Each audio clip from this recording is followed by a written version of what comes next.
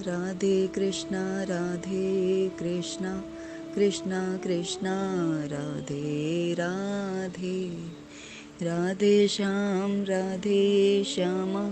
श्याम श्याम राधे राधे।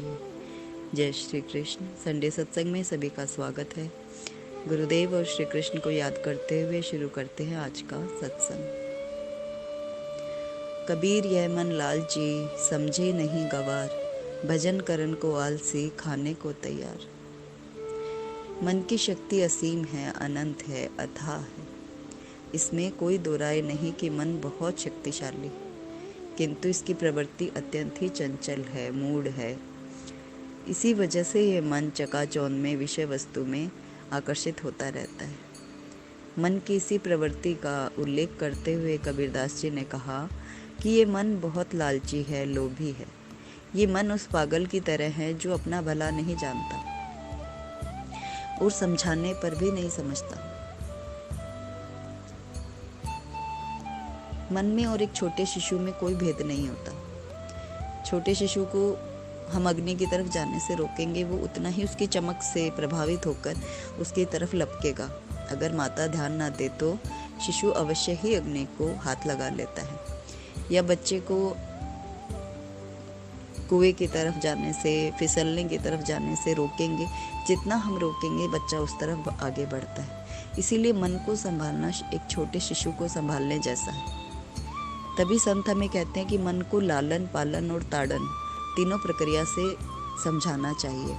कभी उसको छोटे बच्चे की जैसे उसका लालन पालन करना चाहिए, उसके लाड लड़ाने चाहिए, उसको उत्साहित करना चाहिए। कभी उसको अच्छी एनर्जी देकर उसका पालन पोषण करना चाहिए। जैसे छोटे बच्चे को हम पौष्टिक चीज़ें खिलाते हैं, दूध पिलाते हैं, फलों का रस देते हैं, वैसे ही जो मन है उसको भजन का, सत्संग का अच्छा पौष्टिक आहार देना चाहिए। साथ ही उसको ताड़न यानी मन को धमकाना भी चाहिए। जैसे अगर मन हमें किसी ऐसे कार्य की ओर ले जाए जो हमारे हित में नहीं है और बुद्धि हमें कह रही है, हमारी आत्मा भीतर से कह रही है कि ये कार्य गलत है, इसे नहीं करना, और मन हमें प्रोत्साहित कर रहा है, तो हमें मन को धमकाना भी चाहिए। परंतु फिर भी मन बहुत बार नहीं भी समझता। कितना ही मन को कह दो, मन वही करता है जो वो करना चाहता है, क्योंकि हम मन के अधीन हो चुके हैं। मन बार बार हमें भोग विलास और भौतिक विषयों में ले जाता है, और जब इसी मन को हम भजन करने को कहते हैं, सत्संग की कहते हैं, ईश्वर की भक्ति करने का कहते हैं, तो ये आलसी बनकर बैठ जाता है। किंतु भोजन के लिए तैयार, मतलब जिस तरह खाने के समय इसका सारा आलस दूर हो जाता है। पकवान दिखते ही मन को खुशबू आने लगती है, मन को अच्छा लगता है कि कितना तरह तरह के व्यंजन मेरे समक्ष रखे हैं, मैं इन्हें तुरंत खा लेता हूँ। हमारा ऐसा एक मन में ऐसे इच्छा जागृत हो जाती है भोजन करने की। तो जैसे ही भोजन सामने आता है, भूख लगी होती है, तो हम भोजन में बिल्कुल आलस नहीं करते। लेकिन अगर सत्संग सामने परोसा गया है, सत्संग सामने रखा है, सत्संग हो रहा है, भजन हो रहा है, तो मन आलसी हो जाता है। उस टाइम जो भजन, जो आत्मा की खुराक है, आत्मा का भोजन है, वो भोजन हम आत्मा को नहीं देना चाहते। शरीर का भोजन तो हम शरीर को दे देते हैं, मन ललचा जाता है, मन हमारे भीतर इच्छा जागृत कर देता है कि हम तुरंत भोजन करें। लेकिन सत्संग को देखकर मन बिल्कुल इच्छा नहीं करता कि हम अपनी आत्मा को भी भोजन दें। जिस तरह शरीर को पोषण देने के लिए, उसको उसके अच्छे विकास के लिए हमें संतुलित आहार की आवश्यकता होती है। हम सभी तरह का खाना, पकवान, सब अच्छी चीज़ें पौष्टिक आहार देखकर खाते हैं। वैसे ही हमारी आत्मा को जागरूक रखने के लिए, उसे प्रभु से जोड़े रखने के लिए, या आत्मा को बलवान बनाने के लिए, आत्मशक्ति के लिए हमें आत्मा को भी अच्छा आहार देना होता है। और वो अच्छा आहार है भजन और सत्संग, नाम जप, ध्यान, पूजा पाठ, जो भी प्रक्रिया सात्विक हो, जो हमें ईश्वर की ओर ले जाए, हमें हमारी सोच को विकसित करे, हमारी बुद्धि को सात्विक करे, हमारे भीतर सद्भाव जगाए। संसारिक चकाचौंध इस मन को बहुत भाती है। धन, ऐश्वर्य, मनोरंजन, जिस तरह हम मूवी देखने जाते हैं, मन कितना प्रसन्न होता है। 3 घंटे कहाँ बीत जाते हैं हमें पता ही नहीं चलता। जैसे ही हम बाहर आते हैं तो भी हम बहुत टाइम तक उस मूवी के बारे में बात करते रहते हैं। लेकिन यही अगर हम किसी सत्संग में जाते हैं, किसी पाठ में जाते हैं, तो हम कितना प्रभावित होते हैं, हमें याद तक नहीं होता कि हमने क्या सुना।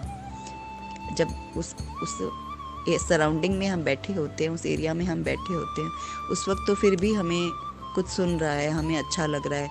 या कुछ लोग तो आजकल उसमें भी फ़ोन चलाते रहते हैं या इधर उधर देखते रहते हैं किसने क्या पहना है, कौन कैसा लग रहा है। अदरवाइज़ सुन भी रहे हैं, थोड़ा बहुत अगर दिमाग में वो जा भी रहा है, तो जैसे ही हम बाहर आते हैं हमारा ब्रेन वॉश हो जाता है।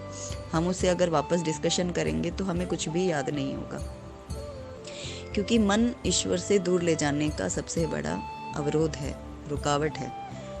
और मन ही सबसे बड़ा साथी भी है, क्योंकि तभी इस मन को शिशु की उपमा दी गई कि मन को बच्चे की तरह, जैसे बच्चे को स्कूल में बैठना सिखाते हैं, धीरे धीरे उसको बहलाकर, फुसलाकर, डांटकर, प्यार से, लालच देकर, ऐसे ही मन को कभी कभी लालच देकर, कभी दुलार से, कभी प्यार से, कभी डांट कर, धमका कर हम भक्ति में बैठना सिखाएं, सत्संग में बैठना सिखाएं। जो ही मन भजन में लगने लगेगा, धीरे धीरे बैठने लगेगा, तो उसको टिकना आ जाएगा, विश्राम आ जाएगा, क्योंकि राम भक्ति तो ऑटोमेटिक भीतर से ही जागृत होगी। सत्संग का माहौल मिलेगा तो वो वापस अपने रूट्स में लौटने लगेगा। कहीं ना कहीं वो जड़, वो बीज तो हमारे भीतर, सभी के भीतर है, क्योंकि आत्मा तो सत्संग ही चाहती है। और आत्मा इसलिए क्षीण हो जाती है, कमज़ोर हो जाती है, क्योंकि खुराक नहीं मिलती। जब हमें 1 महीना भोजन ना मिले तो हमारा शरीर कितना कमज़ोर हो जाता है। तो जन्मों से हमने भजन नहीं किया तो हमारी आत्मा कितनी कमज़ोर है। और उस आत्मा शक्ति को बढ़ाने के लिए, आत्म कल्याण के लिए हमें आत्मा को भजन का ही खुराक देनी पड़ेगी, क्योंकि आत्मा की खुराक ही नाम जप है।